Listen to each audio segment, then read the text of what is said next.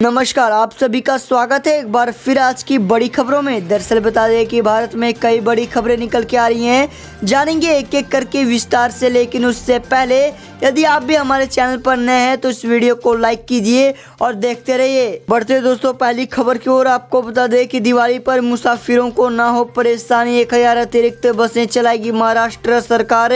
दरअसल बता दें कि अगले महीने दीपावली के पर्व को देखते हुए महाराष्ट्र सरकार स्टेट रोड ट्रांसपोर्ट कॉरपोरेशन ने 1000 अतिरिक्त बसें चलाने का फैसला किया है। दिवाली पर मुसाफिरों की भीड़ को देखते हुए Maharashtra state road transport corporation 10 नवंबर से 22 नवंबर के दौरान 1000 अतिरिक्त बसें चलाएगा। बता दें इसके अलावा लोगों को एक और राहत दी गई है। दरअसल हर साल दीपावली के दौरान चलाई जाने वाली इन बसों का किराया 30% ज़्यादा लिया जाता है, लेकिन इस बार मुसाफिरों को बढ़ा हुआ किराया नहीं देना होगा। ज्ञात हो कि लॉकडाउन के दौरान बसें बंद होने से Maharashtra state road transport corporation को भारी नुकसान हुआ है, जिसके चलते पिछले 3 महीनों से कर्मचारियों को तनख्वाह नहीं मिली। इसलिए MSRTC कर्मचारियों को तनख्वाह देने के लिए 3600 करोड़ रुपए का कर्ज लिया गया है।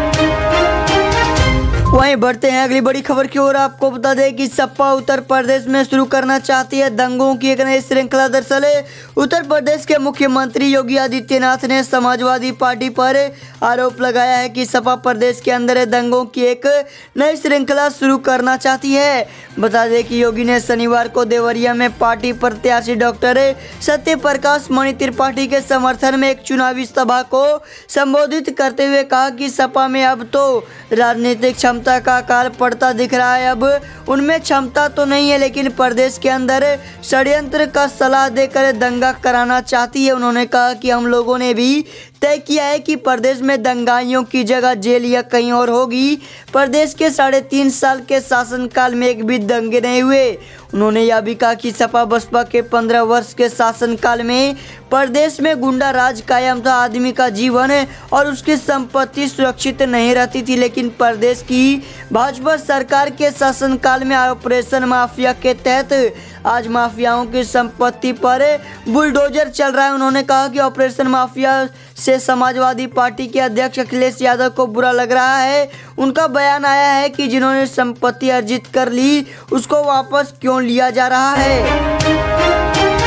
तो वहीं बढ़ते हैं अगली बड़ी खबर की ओर। आपको बता दें कि प्रधानमंत्री मोदी ने की फ्रांस आतंकी हमलों की निंदा, कहा आतंकवाद से लड़ाई में भारत है आपके साथ। दरअसल प्रधानमंत्री नरेंद्र मोदी ने फ्रांस में एक गिरजाघर में हुए हमले सहित हाल के दिनों में वहां हुई आतंकवादी घटनाओं की कड़े शब्दों में निंदा करते हुए बृहस्पतिवार को कहा कि आतंकवाद के खिलाफ लड़ाई में भारत फ्रांस के साथ खड़ा है। भूमध्य सागरीय शहर नीस में बृहस्पतिवार को गिरजाघर में हमलावर द्वारा चाकू से किए गए हमले में 3 लोगों की मौत हो गई। बता दें कि मोदी ने ट्वीट कर कहा कि फ्रांस में एक गिरजाघर में हुए हमले सहित हाल ही के दिनों में वहां हुई आतंकवादी घटनाओं की मैं कड़े शब्दों में निंदा करता हूं। उन्होंने कहा कि पीड़ित परिवारों और फ्रांस की जनता के प्रति हमारी गहरी संवेदनाएं हैं। आतंकवाद के खिलाफ लड़ाई में भारत फ्रांस के साथ खड़ा है। भारत ने इस्लामी चरमपंथ पर फ्रांस के राष्ट्रपति एमानुएल मैक्रों के कड़े रुख के बाद अमून व्यक्तिगत हमलों की बुधवार को कड़ी निंदा करते हुए इसे अंतर्राष्ट्रीय विमर्श के सबसे बुनियादी मानकों का उल्लंघन बताया था। विदेश मंत्रालय ने कड़े शब्दों में जारी एक बयान में बर्बर आतंकवादी हमले की भी निंदा की, जिसमें फ्रांस के एक शिक्षक की बेरहमी से हत्या कर दी गई थी। तो वहीं बढ़ते हैं अगली बड़ी खबर की ओर। आपको बता दें कि प्रदूषण फैलाने पर अब हो सकती है 5 साल की जेल या 1 करोड़ का जुर्माना, केंद्र ने बनाया कानून। दरअसल दिल्ली NCR में वायु प्रदूषण की समस्या पर काबू पाने के प्रयासों के तहत केंद्र एक अध्यादेश के जरिए नया कानून लेकर आया है, जो तुरंत प्रभाव से लागू हो गया। बता दें कि विधि और न्याय मंत्रालय द्वारा बृहस्पतिवार को जारी अध्यादेश में कहा कि प्रावधानों का उल्लंघन करने पर 5 साल तक जेल की सजा या 1 करोड़ रुपए का जुर्माना या फिर एक साथ दोनों का सजा हो सकती है। इसमें कहा गया कि अध्यादेश को राष्ट्रीय राजधानी क्षेत्र और इससे जुड़े क्षेत्रों में वायु गुणवत्ता प्रबंधन के लिए आयोग अध्यादेश 2020 कहा जा सकता है।